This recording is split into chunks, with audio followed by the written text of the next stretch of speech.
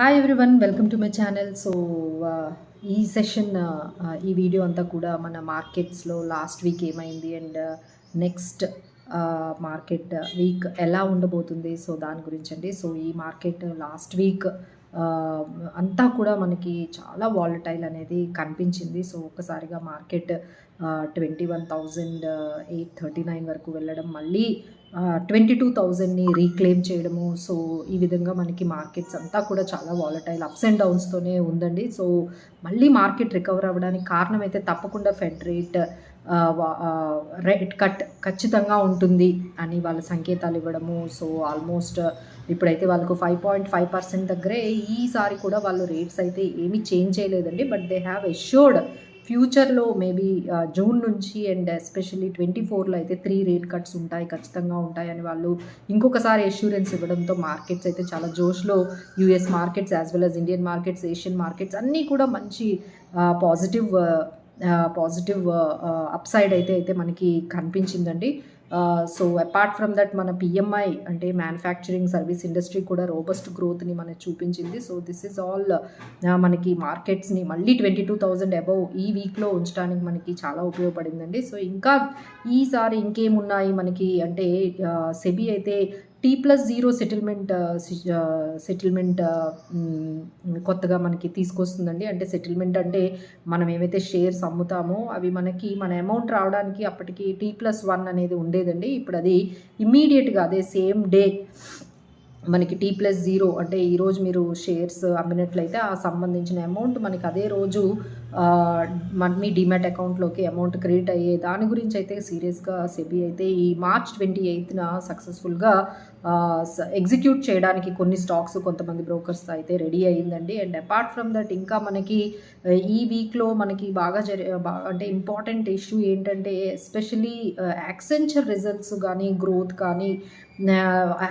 ఎస్టిమేషన్కి కరెక్ట్గా లేవని చెప్పి, సో ఆల్మోస్ట్ అన్నీ అంటే మనకి ఎంటైర్ ఐటీ ఇండెక్స్ కానీ మన IT ADRs in US markets and మన ఐటీ కంపెనీస్ ఇండియాలో కూడా ఈ ఫ్రైడే రోజు ఈ వీక్ లాస్ట్ డే చాలా వరకు కరెక్ట్ అయ్యాయండి. అన్ని ఐటీ స్టాక్స్ ఆల్మోస్ట్ 2 to 4% వరకు take it HCl tech and tech Mahindra, we can say Infosys, Wipro, so అన్ని స్టాక్స్ కూడా మనకి చాలా వరకు ఐటీ స్టాక్స్ అయితే ఈ వీక్లో మనకి డిక్లైన్ అయితే కనిపించిందండి. సో ఫార్ మనం చూసుకున్నట్లయితే ఈ వీక్లో మనకి 22,850 అనేది మంచి సపోర్ట్ లెవెల్ లాగా మనకి ఎస్టాబ్లిష్ అయిందండి. సో మనం చూస్తే ఈ 22,850 నుంచి మళ్ళీ ఇమీడియట్గా మార్కెట్ అయితే సపోర్ట్ తీసుకుంది.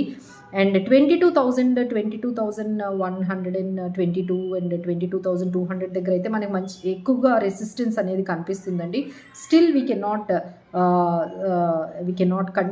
Be very much affirm about the markets. ఈ వాలటిలిటీ అయితే కంటిన్యూ అవుతూనే ఉంటుందండి. సో మార్కెట్స్ ఒక రేంజ్లో అంటే 22,800 నుంచి 21,800 నుంచి 22,200 అనే ఈ రేంజ్లోనే మార్కెట్స్ అనేవి ఉండబోతున్నాయి. So let's see, very good support అయితే వస్తుందండి. మార్కెట్ కరెక్ట్ అవ్వగానే ఇమీడియట్ సపోర్ట్ వస్తుంది. That we should see that should continue. So FIIs అయితే కంప్లీట్గా వాళ్ళు కంటిన్యూస్గా సెల్ చేస్తున్నారండి. అండ్ ఫైనల్గా మనకి mutual fund stress test results అయితే వచ్చేసాయి. సో ఈ రిజల్ట్స్లో ఏ mutual fund small cap AMCs pass అయ్యాయి, ఏ స్మాల్ క్యాప్ ఫండ్స్ ఫెయిల్ అయ్యాయని చూసుకున్నట్లయితే అంటే స్ట్రెస్ టెస్ట్ అంటే ఎంత టైంలో వాళ్ళకున్న ఎంటైర్ పోర్ట్ఫోలియోలో 50% లిక్విడేట్ చేసేసుకోవచ్చు. అంటే ఎవరైతే తక్కువ టైంలో లిక్విడేట్ చేసేసి మార్కెట్లో రిడమ్షన్స్ అనేవి లేకపోతే ఆ అమౌంట్ అనేది మన ఇన్వెస్టర్స్కి ఇవ్వగలుగుతారో అది మనకి మంచి ఫండ్, లిక్విడిటీ ఉన్న ఫండ్ అనేది మనకి అంటా ఉండి. సో అందులో రిస్క్ తక్కువగా ఉంటుంది. When there is a market volatility and risk అనేది ఎక్కువగా ఉన్నప్పుడు సో ఈ టెస్ట్ అనేది చాలా ఉపయోగపడుతుంది. సో ఈ టెస్ట్లో ఎస్బీఐ స్మాల్ క్యాప్ ఏం చెప్తుందంటే మా 50% పోర్ట్ఫోలియో అమ్మడానికి మాకు ఆల్మోస్ట్ 60 days పడుతుందని చెప్తుందండి. అండ్ హెచ్డిఎఫ్సి స్మాల్ క్యాప్ అయితే 42 days అండ్ యాక్సిస్ అయితే మాకు 28 days and Nippon small cap అయితే 27 days అని కోటెక్ స్మాల్ క్యాప్ అయితే 33 days. సో బెటర్ మనం చూసుకున్నట్లయితే కెనరా రోబాకో 13 daysలోనే క్లియర్ చేయబోతుంది అండ్ ఫ్రాంక్లిన్ అయితే 12 daysలోనే క్లియర్ చేయబోతుంది. So this is the complete stress test